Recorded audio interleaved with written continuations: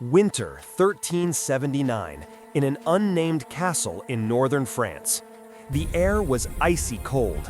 Eleanor, 23, had been standing in the darkness of this dungeon cell for 6 days. She was no peasant. She was a noblewoman, the wife of a baron. She was educated. She could read Latin. She was familiar with silks and poems about chivalrous love, the Servitium Amoris. 6 days ago, she stood before her husband, her housekeeper, and a priest. Her husband, a man 30 years her senior, whom she had been married to since she was 14, made the accusation. He didn't shout. He spoke coldly. He accused her of adultery. The evidence? She was seen talking to herself and smiling with a young knight, her husband's cousin, in a castle corridor. Just that, a conversation, a smile. Now, in the dungeon, she was listening to a sound. A steady sound. The sound of scraping mortar. The sound of placing stones. The light tapping of a hammer. The construction workers are working. They have been working since early morning. They are not working outside. They are working in the corridor, right outside her cell. For 6 days, she went through every stage of despair, denial, anger, bargaining. She screamed, pleaded innocence. She begged God for mercy. She tried to bargain with the guards, promising them part of her dowry, which her husband now had complete control over. No one answered. On the 7th day, the heavy door to her cell opened. Eleanor rushed toward the light, thinking it was freedom. But they were masons. 2 men, their faces dirty, avoided her eyes. They carried buckets of fresh mortar and the last of the stones. They didn't enter her cell. They stood in the doorway and began to build. They are blocking the exit. Eleanor understood. This was immurement, buried alive. An ancient, cruel punishment, usually reserved for nuns who broke their vows. Now it was being used on her. "No!" she screamed. "In the name of God, stop!" She lunged at them, clawing and scratching. One of the masons, without a word, pushed her backwards onto the cold stone floor. She cried. She begged. "I'm innocent. It was a mistake. My husband will regret it. Please stop." The builders worked in silence. 1 stone, then another. Mortar was laid. The wall rose. The light from the torch in the corridor narrowed. From a doorway, it became a crack. As the wall rose to her chest, Eleanor, in a final panic, saw a figure standing at the end of the corridor. It was the castle steward, an old man who had held her as a child, who had served her father. "Gaspard!" she screamed. "Gaspard, please, tell him, tell my husband. I swear on my soul I am innocent." The old butler, Gaspard, stood motionless for a moment. He couldn't meet her eyes. He slowly crossed himself and turned to leave. His footsteps faded. The wall came up to her shoulders, then to her chin. "God have mercy," she whispered. The last stone was set in place. The sound of mortar being plastered. Darkness. Absolute. Eleanor was sealed away, buried. Alive in the cold womb of the castle. They left a small hole, a crack near the floor where air could get in, and where, occasionally, a piece of bread and a cup of water would be pushed through. They didn't want her to die quickly. They wanted her to suffer. They wanted her to think about her sins as she slowly died of hunger, thirst, darkness, and madness. And here is the mystery. Why such a cruel and secret punishment? The answer lay in her class. Eleanor was a noblewoman. Her family was powerful. If her husband had publicly tortured her, branded her, or drowned her, her family would have considered it an unforgivable affront. A family war, a blood feud, might have broken out. Immurement is a perfect solution. It's private, it's definitive. A few weeks later, Eleanor's husband sent a letter to his father-in-law. He expressed his deep sorrow and told him that his beloved wife, Eleanor, had suddenly died of a mysterious fever. He held a grand funeral. An empty coffin was buried. Her family mourned. Everything was proper. And all the while, hundreds of meters away, below the floor, Eleanor was still alive. Before we return to Eleanor and reveal how long she survived in that darkness, we must understand that her fate, while horrific, was an exception among the nobility. For thousands of women of the common class, the punishment did not come in silence. It was a public spectacle, a festival of cruelty, a communal destruction. Let's leave the cold stone corridors of France and enter the mud, peat smoke, and noise of a village in Yorkshire, England. The year is 1342. Marjorie's world was far different from Eleanor's. She was 31, married for 14 years to Thomas, a wool merchant. Her life was defined by work, weaving, gardening, cooking, and waiting for her husband to return from the markets. She was part of the rising middle class, a respectable wife in a small community where everyone knew everyone. Or rather, they think they know. The secret of the whisper. Marjorie. Tragedy does not begin with an action. It begins with a sound. One Tuesday afternoon, while her husband was away, a neighbor, Mrs. Agnes, was hanging out the washing. She heard laughter coming from Marjorie's house. It wasn't a giggle, it was a loud, easy laugh. A moment later, Mrs. Agnes saw William, the baker, leaving Marjorie's house. He was young, healthy, and he was whistling. That's all. A laugh and a man whistling. But in the small, stuffy world of a medieval village, that's all that's needed. Gossip is a currency, and it's also a weapon. That evening, at the well, Mrs. Agnes told Mrs. Elspeth. The laughter, she whispered, was not very good, and he was in there nearly an hour. Mrs. Elspeth, whose daughter was looking to marry but lacked a dowry, told her husband, adding, "They say she gave him beer. They've been alone too long." By the end of the week, when Marjorie's husband, Thomas, returned on horseback, the rumor had turned into a village-accepted truth. Marjorie had had an affair with William in Thomas's own home. The fall of honor. We must understand Thomas. He was not a monster. He may have loved his wife, but in his world, a man's honor was not measured by his wealth, but by the fidelity of his wife. Honesty in Middle English meant more than just not lying. For women, it meant being pure and faithful. A dishonest woman was a tainted woman. As Thomas entered the tavern, he felt it. The silence was sudden. The other men, his friends, the men he traded with, looked at him, then looked away, trying to hide a smirk. He became a cuckold. A cuckold was more than just a cheated-on husband. In the medieval psyche, he was a fool, a weak man, someone who couldn't control his family. And if he couldn't control his family, how could he control a wool contract? How could he be trusted in business? His reputation was ruined. His career was at stake. Thomas's shame quickly turned to rage, but the rage wasn't directed at the neighbors who had whispered. It was directed at the source of the shame, Marjorie. He did not confront her silently. He dragged her out of the house and dragged her before the manor court, a public trial held by the local Lord Steward. Marjorie stood there, confused and horrified. She had no lawyer, she had no right to remain silent. Mrs. Agnes testified, "I heard laughter." Mrs. Elspeth testified, "The whole village knew." William, the baker, was arrested. He was frightened, and under threat of being beaten, he confessed, or at least did not deny, to save himself. Marjorie swore she was innocent. She said she was only buying bread, that they were just joking about the weather. The mystery of the confession. We will never know what William said. The court records simply say, William and Marjorie were caught in indecent conduct, bringing shame upon the laird and the whole community.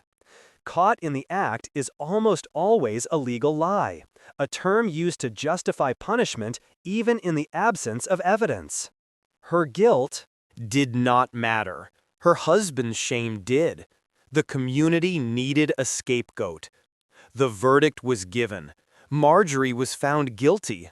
The punishment?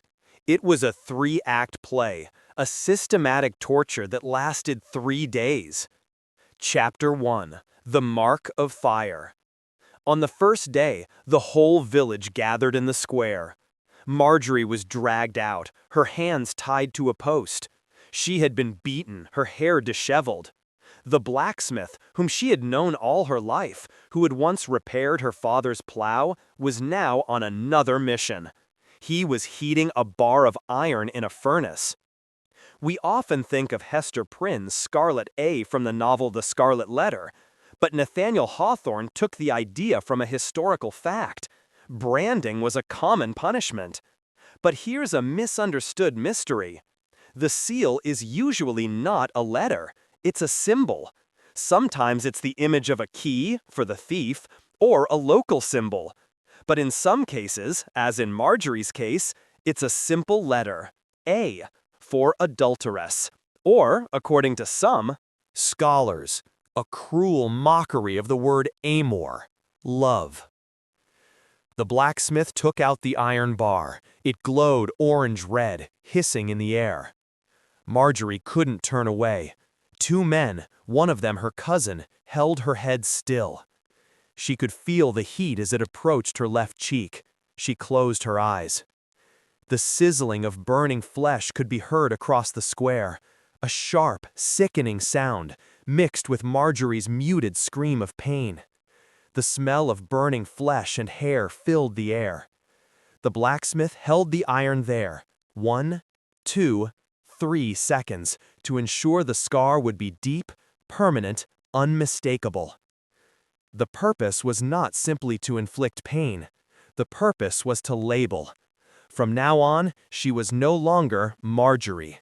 She was A. She was her sin. Everyone, everywhere she went, would know who she was with one look. Chapter 2: Festival of Humiliation. But the branding was only the beginning. After the wound was smeared with lard, a medieval first aid that only made it worse, Marjorie, nearly fainting from the pain, was dragged to the pillory. Shackles are different from stockings. Stockings hold your feet, allowing you to sit.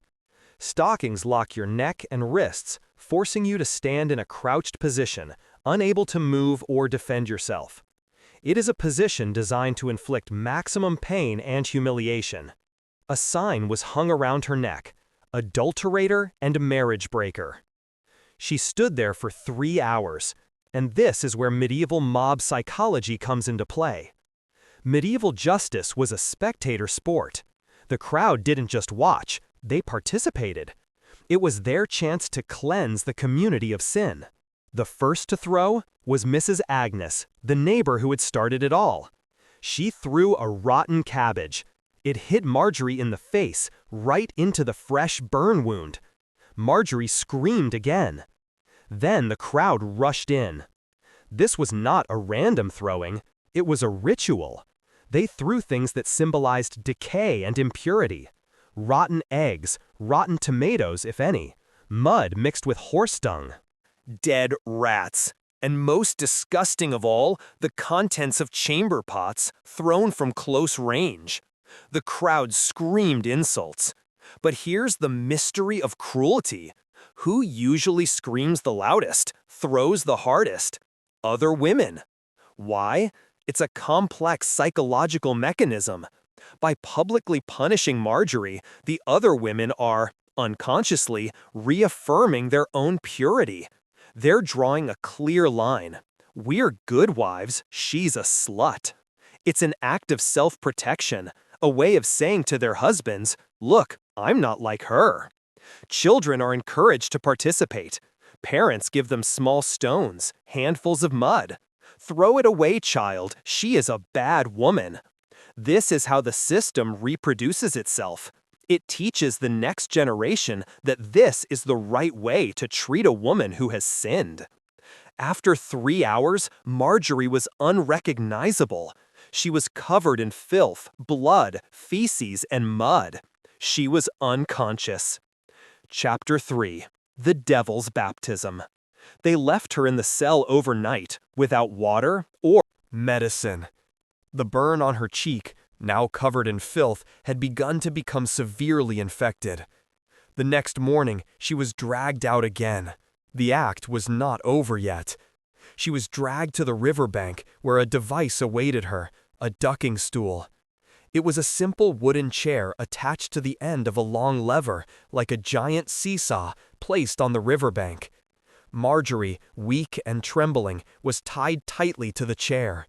The official reason? The cold water would cool her sinful, lustful passions. The real reason? It was a public torture, another grisly entertainment for the whole village. The driver pulled a lever, and the chair launched Marjorie into the river. It was March. The water was icy cold, fed by the melting snows in the hills. The river also served as the village sewer, full of animal and human waste. The shock of the cold water nearly stopped her heart. She convulsed, sucking dirty water into her lungs. She panicked, thrashing about helplessly, certain she was going to drown. Just as she was about to lose consciousness from lack of oxygen, the lever was pulled. She surfaced, coughing, vomiting river water, shaking uncontrollably. The crowd on the shore counted aloud. 1.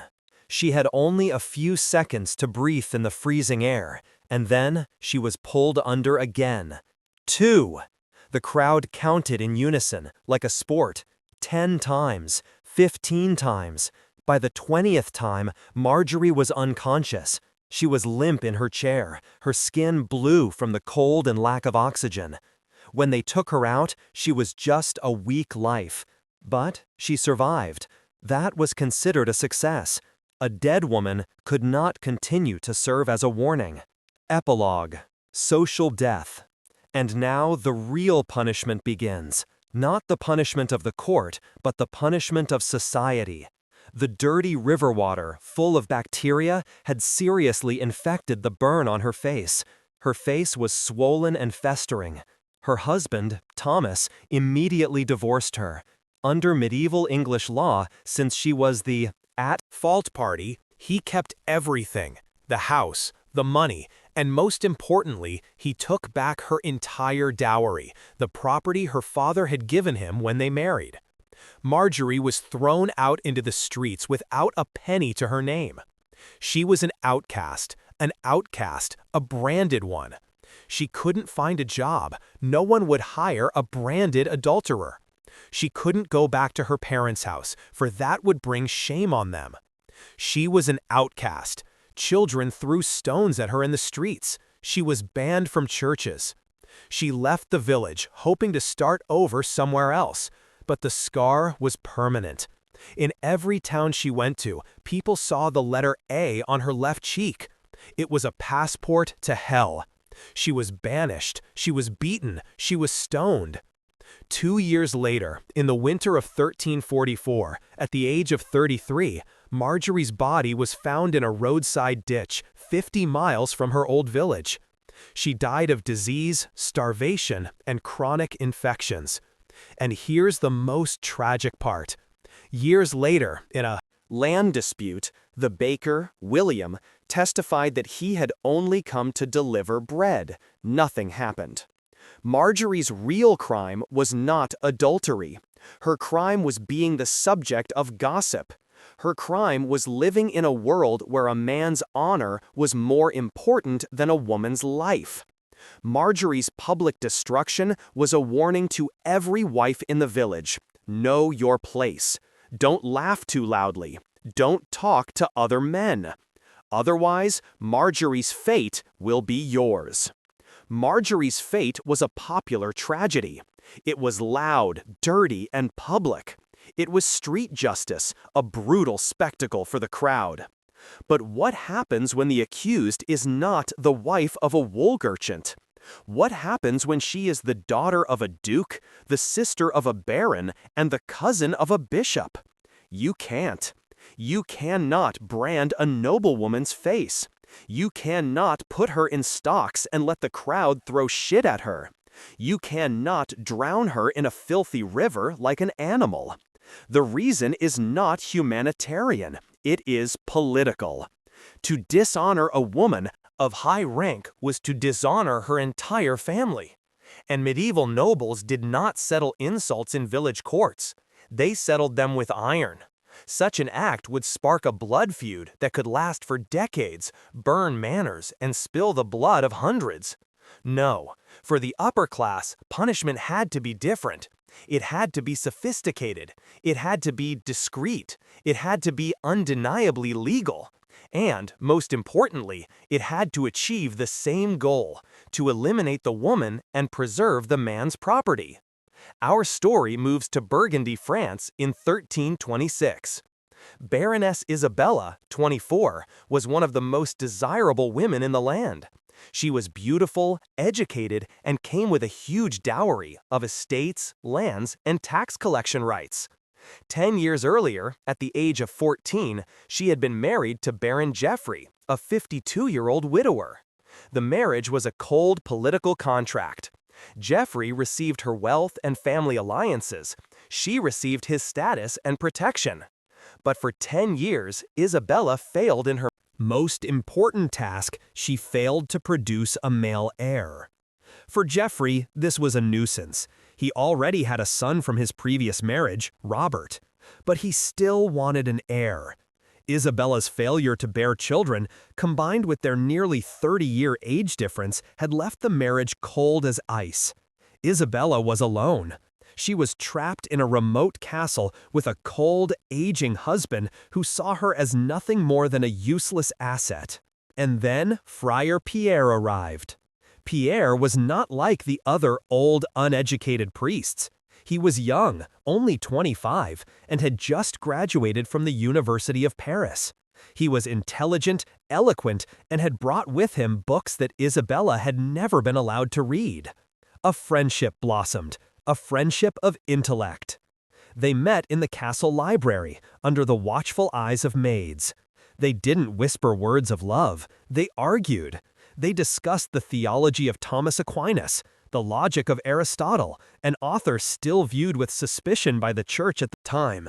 For Isabella, for the first time in her life, she was treated as an intellectual equal. She felt alive. They never touch each other. They are never alone. But there was one person watching: Robert, Geoffrey's stepson. Robert was no child. He was 28, a ruthless and pragmatic warrior. He saw Isabella not as a stepmother. He saw her as a threat. The secret of inheritance. Robert knew that if Isabella, 24, suddenly gave birth to a son, his position as sole heir would be in jeopardy. His father might divide the estate, or worse, favor the newborn son. Isabella's intellectual friendship with Pierre was the weapon Robert needed. He started spreading rumors. He didn't tell the servants. He told his father, Baron Geoffrey. "Don't you see?" he whispered. "The way they look at each other. They talk for hours. They talk about philosophy. It's a cover. The whole castle is laughing at you. They say your baroness is having an affair with a penniless priest." Does Geoffrey believe this accusation? It doesn't matter. Geoffrey didn't see an insult. He saw a golden opportunity. He was 52 years old. His wife had no children, but she owned a huge fortune that he controlled. If he divorced her normally, he would have to return her entire dowry to her family. It would be a financial disaster. But if she is convicted of adultery, according to medieval law, if a wife committed adultery, the husband had the right to keep the entire dowry. Geoffrey, the cold-hearted man, now has a legitimate reason to get rid of his childless wife and keep all her money. Robert will get an uncontested inheritance. Both father and son win. They framed Isabella. Isabella was called before the Baron. She was horrified by the accusation. She wept and swore on all that was sacred that she was innocent. She said that they were just friends, that they had only talked about God and Aristotle. "Is that so?" Jeffrey said, feigning a hurt husband. "If you were innocent, you certainly wouldn't fear God's judgment." Isabella, in her aristocratic innocence, took the bait. "Yes," she said, "I will do anything to prove my innocence. I will let God judge." She thought this was an escape. She didn't know it was a trapdoor. Chapter 1: Trial by Ordeal. A few days later, the castle church was packed with nobles, knights, and clergy. It was a grand event. Isabella was brought in. She was dressed in a simple white linen undergarment. She had fasted and prayed for 3 days. In front of the church, a portable brazier was blazing. Inside was a 1.5-kilogram iron bar being heated. It was not just red, it had turned orange-white, hissing with heat. The bishop, a friend of Jeffrey's, began the ceremony. He blessed the iron rod. He asked Almighty God to perform a miracle. "If this woman is innocent," he prayed, "please protect her hands from the fire. But if she is guilty, please let this fire burn away her falsehood." The mystery of legal manipulation. The ordeal with a hot iron was one of the most insidious legal devices of the Middle Ages. It was not a game of chance. It was a system designed to fail. The psychology behind it is inescapable. If you refuse the challenge, you are immediately considered guilty, because you obviously fear God's judgment. If you accept the challenge, you will have to hold a molten metal bar. You will definitely get burned. Isabella's challenge was announced. She had to take a red-hot iron and walk 9 paces, from the altar to the church door. 2 monks, using long tongs, lifted the iron bar out of the furnace. Heat radiated out, forcing those standing nearby to step back. Isabella, trembling but still maintaining the pride of a noblewoman, raised her hands. She believed in God. She believed in her innocence. The monks placed the iron bar in her palm. The pain was impossible to describe. The sizzling of her flesh echoed in the silent church. The smell of burning flesh was overwhelming. Isabella bit her lip, drawing blood to keep from screaming. Screaming would be considered a sign of sin. She walked. 1. Her eyes opened wide, tears welling up. 2. She staggered. "Dad!" Her flesh is stuck to the metal bar. She walked the 9 steps. When she reached the door, she almost threw the iron bar onto the stone floor. It fell with a loud clang and hiss as it evaporated the moisture from the floor. Isabella collapsed, unconscious. Did she succeed? No. The challenge has only just begun. Her hands were not allowed to be treated.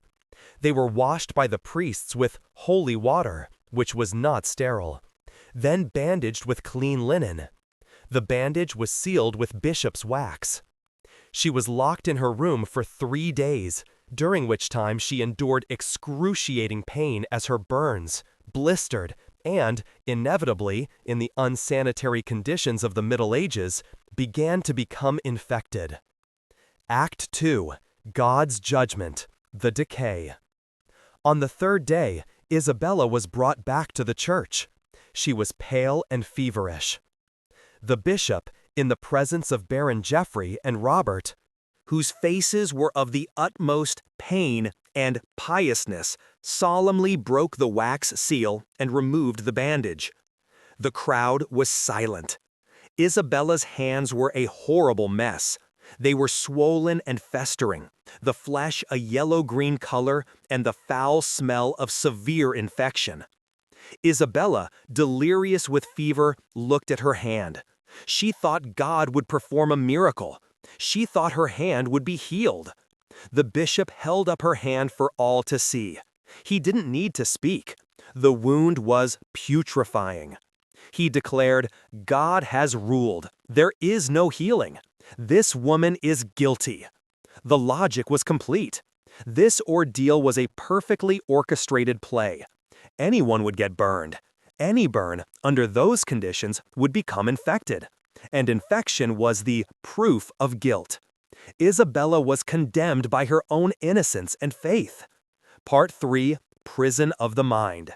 Now that she was legally guilty, Jeffrey could act. He couldn't kill her. Her family would still seek revenge, but he could make her disappear. In a merciful gesture, he announced that, instead of being burned alive, the punishment for adultery with a priest, she would be allowed to spend the rest of her life repenting for her soul. He will send her to a convent. But this was no aristocratic monastery where wealthy widows retired to live out their final days in comfort. Jeffrey had chosen the most isolated, austere establishment he could find, high in the Alps, renowned for its iron discipline. This is a spiritual prison. When Isabella arrived, she had lost everything: her name, her status, and her fortune. Her dowry now belonged to Jeffrey. The initiation ritual is an identity destruction. Hair shaving. Her long hair, a symbol of her beauty and status, was shaved off with a blunt knife. Stripping of clothes. Her silk dress was stripped away. She was forced to wear a rough, itchy woolen garment, the kind reserved for the most sinful penitents. Lost name. She is no longer Isabella. She is known as the penitent nun. She was not allowed to participate in the life of the nuns. She was a prisoner inside the prison. She was locked in an in-pace cell. The monastery's records describe it: a stone cell 2 meters wide by 2 meters long. No windows. The only furniture, a wooden plank to sleep on, no blankets, and a bucket for cleaning. Her regime was a perfectly designed psychological torture. Absolute silence. She was forbidden to talk to anyone, and no one was allowed to talk to her. Hunger. She was given 1 meal a day, a piece of black bread and water, just enough to sustain her life. Meaningless labor. She was not allowed to do useful work, like copying books or gardening. She was forced to do meaningless work, like untangled tangled ropes, for hours on end, in the dark. Daily humiliation. Every morning, she was forced to leave her cell and walk barefoot to the chapel. There, she had to kneel on the cold stone floor and confess her adultery in front of the entire nun community. If she refused, she would be whipped and starved for the rest of the day. For months, she refused, and for months, she was beaten and starved. Finally, to survive, she learned to lie. She learned to confess to a crime she never committed. Meanwhile, in Burgundy, Baron Jeffrey, now richer thanks to Isabella's dowry, remarried within 2 years. His new wife quickly bore him a son. Robert, his stepson, gained his inheritance. Isabella was forgotten. Convent records show that she lived in that cell, in silence, hunger, cold, and daily humiliation for 23 years. She died at the age of 47, forgotten. She was buried in an unmarked grave in the monastery. No headstone, no name. Mystery of oblivion. Does Isabella's family know what happened? Perhaps. But once she has been judged guilty by the church, intervening would be tantamount to going against God. Rescuing her would be an act of war against both Baron Jeffrey and the church. Her family's silence is the ultimate complicity. Both women were eliminated. Marjorie, dead in a ditch. Isabella, dead in her cell. One destroyed by open brutality. The other destroyed by a subtle, legal, religious procedure. Both systems achieved their goals. Men kept their honor, kept their property, and gained their freedom. Women lost everything. But there was another punishment, a more terrible punishment. It wasn't as loud as Marjorie's. It wasn't as long as Isabella's. It was a punishment that combined the brutality of the ditch with the privacy of a cell. A punishment so terrifying it was barely mentioned. A whispered secret in noble families. Now we return to Eleanor, the woman we left in the dark, as the builders were plastering the last stone. Sure, We're going to the final part of the scenario, the tragic ending, where we return to the woman in the wall. We saw Marjorie's public destruction, a brutal communal festival where her sins were etched into her flesh with hot irons and animal dung was thrown in her face. We saw Isabella's judicial destruction, a cunningly staged religious drama where her innocence was turned into evidence of guilt, and her soul was imprisoned in a convent prison for 23 years. Both are effective methods of disabling a problem woman, but both have a downside. They are loud, they leave a trail, they create witnesses. For Marjorie, the whole village participated. For Isabella, an entire diocese witnessed.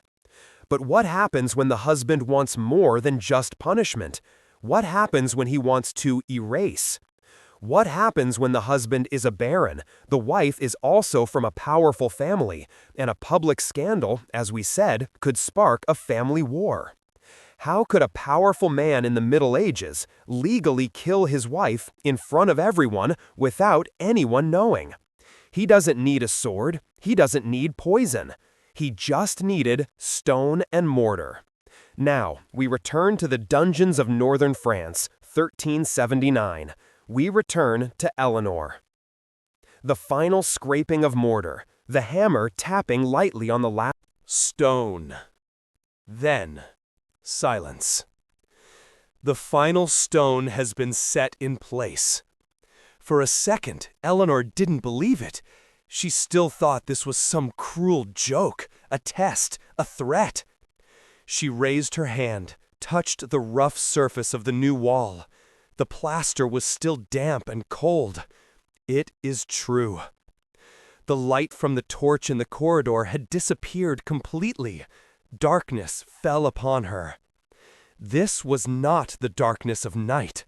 This was the darkness of a tomb. Absolute darkness, so thick she could feel it, a heavy pressure on her eyes, on her skin. She raised her hand to her face. She could see nothing. Her first scream was one of pure panic. It echoed off the 4 stone walls and struck her ears, terrifyingly loud. "Stop! Open the door! Gaspard!" She rushed towards the new wall, punching the stones. "Where is my husband? Let me talk to him! This is a mistake!" She punched until her knuckles bled. The stone didn't budge. The mortar didn't break. She was a baroness. 6 days ago, people bowed as she passed. Now she was being buried alive, like a plague animal. The mystery of the engine. What was her crime? A conversation with her husband's cousin. A smile in the hallway. But history always has layers. Are there other mysteries? Perhaps. That young knight, her husband's cousin, was another potential heir.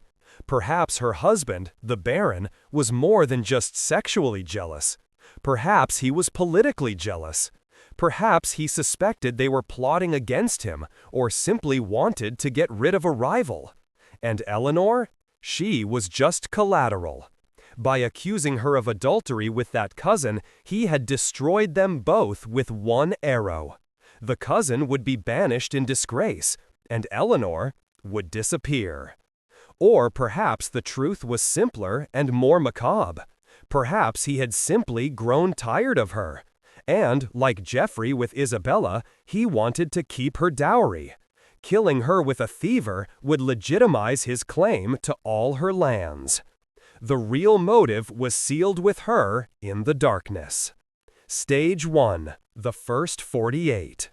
Hours. Eleanor didn't sleep. How could she sleep? She paced the small space, maybe 10 by 10 feet.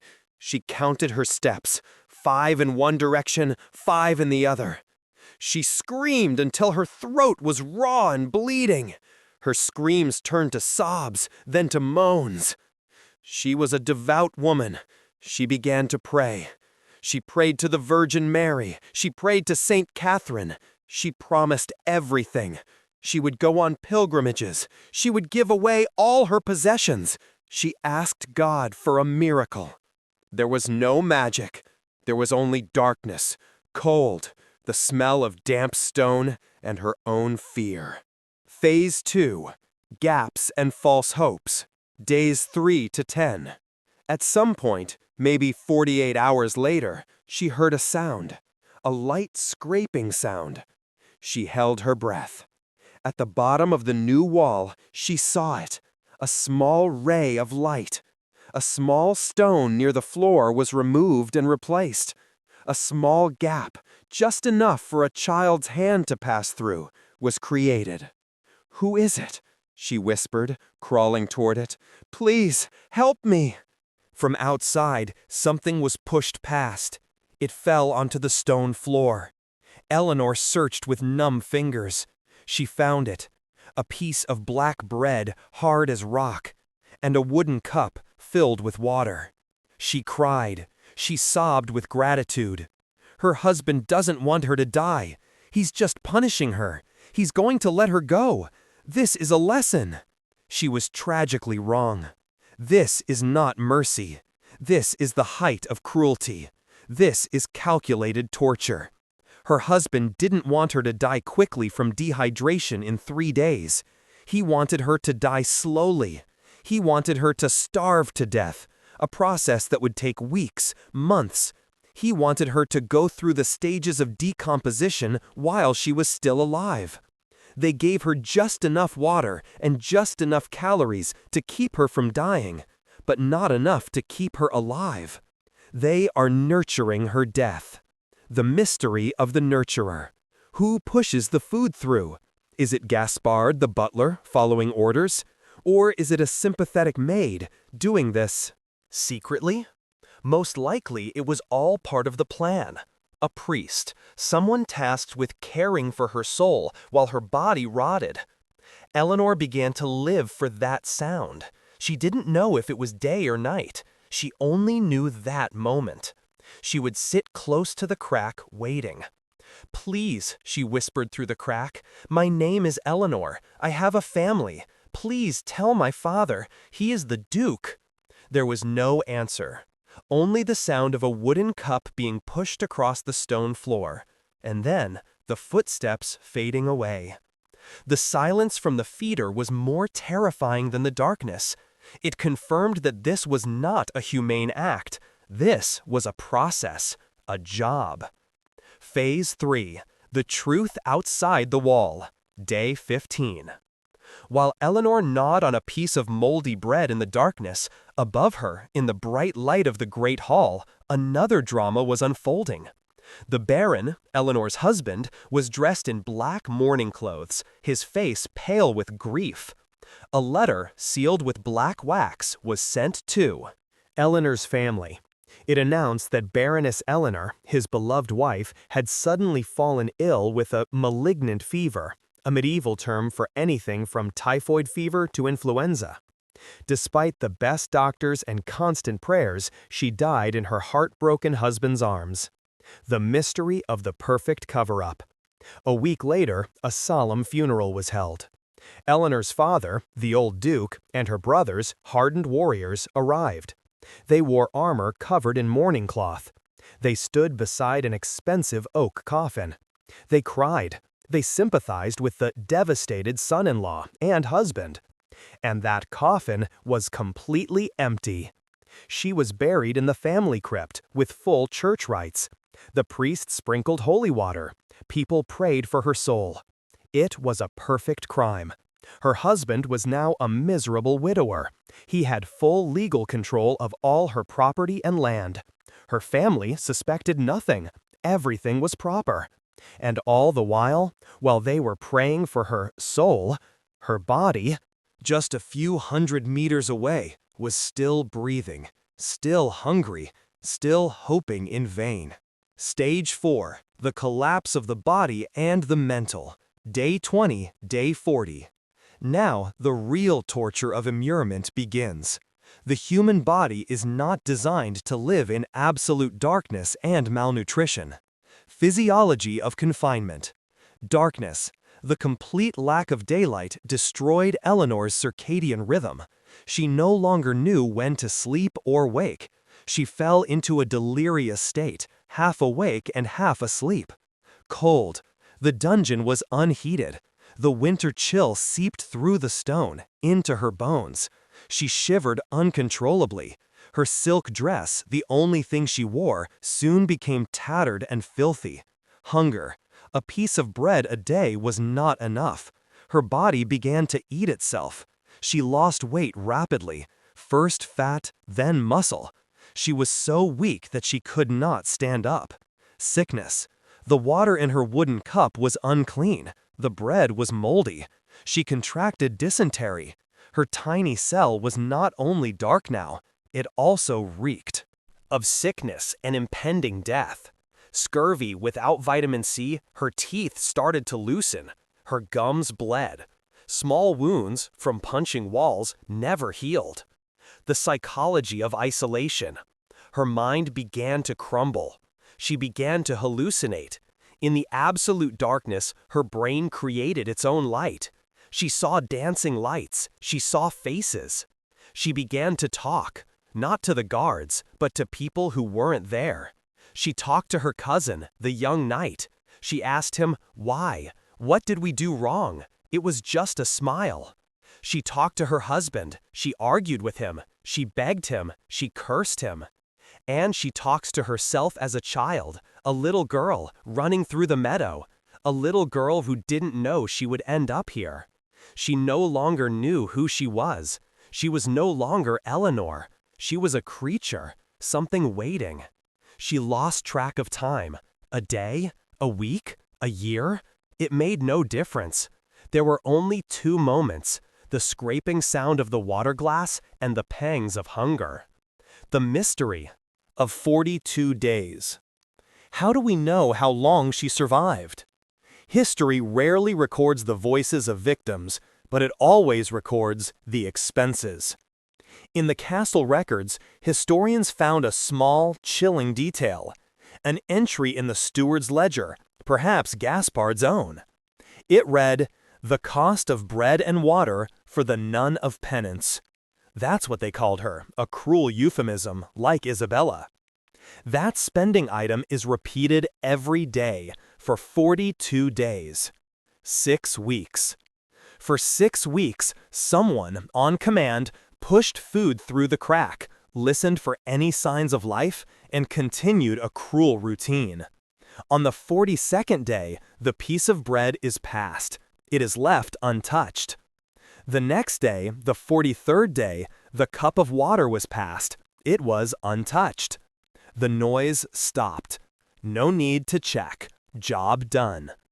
A few weeks later, perhaps on a moonless night, the wall was quietly removed. Eleanor's body, now reduced to skin and bones, was carried out in a sack. She was buried in an unmarked grave in an unconsecrated corner of the cemetery. The room was cleaned. Perhaps lime had been sprinkled on the floor to remove the smell, and the secret was kept. 3 women, 3 fates. Marjorie, branded with an A on her face, trashed by the entire community, drowned in a dirty river 20 times, stripped of everything, died in a ditch. Her crimes, a laugh and a baker. Purpose, public destruction, to set an example. Isabella, forced to hold a red-hot iron, condemned by her own wound, shaved, forbidden to speak, and forgotten in a convent cell, died after 23 years. Her crime, a talk on Aristotle. Purpose, legal destruction, to seize property. Eleanor, sealed in a stone wall, slowly starved for 42 days, erased from the world while a mock funeral was held for her. Her crime, a smile and a conversation in the hallway. Purpose, absolute destruction, a perfect murder, leaving no trace. This is not justice. It is a system of gender-based terror, carefully documented, legally supported, and religiously justified. It's not really about fidelity. It's not about sin. It's about power. It is a system designed to ensure one thing: a man's absolute control over the honor, property, and most importantly, over the body and very life of the woman he owns. Those castle walls, they still stand. They still remember.